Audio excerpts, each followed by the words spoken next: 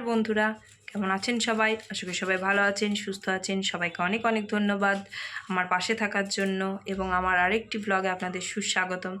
তো বন্ধুরা, আমি এর আগে আমার মেয়ের হাতের তৈরি একটা পেপার ক্রাফটের শার্টের ছবি পোস্ট করেছিলাম।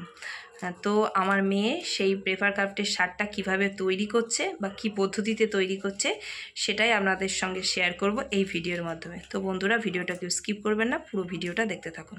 বন্ধুরা, এবার তোমরা দেখতে থাকো আমি কিভাবে পেপার ক্রাফটের শার্টটা তৈরি করি।